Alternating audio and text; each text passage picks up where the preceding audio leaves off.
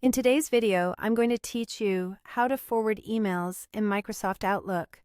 By the end, you'll know exactly how to pass along an email to someone else, whether you're on a computer, the web, or the mobile app, and you'll understand a few best practices to keep things clear and professional.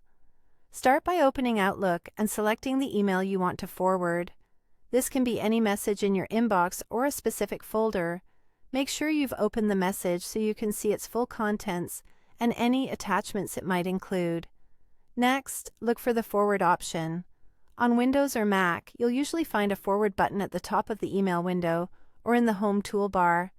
It's typically near Reply and Reply All. If you're using Outlook on the web, you'll see Forward near the top of the message, and in some layouts there's another forward link at the bottom of the email. On the Outlook mobile app, open the email, then tap the forward icon, which looks like a right-facing arrow.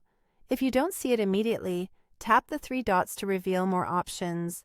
Once the forwarding window opens, click or tap in the To field and enter the email address of the person you want to forward the message to.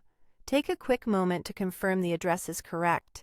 This helps avoid misdirected messages and protects information that might be sensitive. If you want, you can add your own message above the original email. This is a great place to explain why you're forwarding it, call out key details, or provide any next steps for the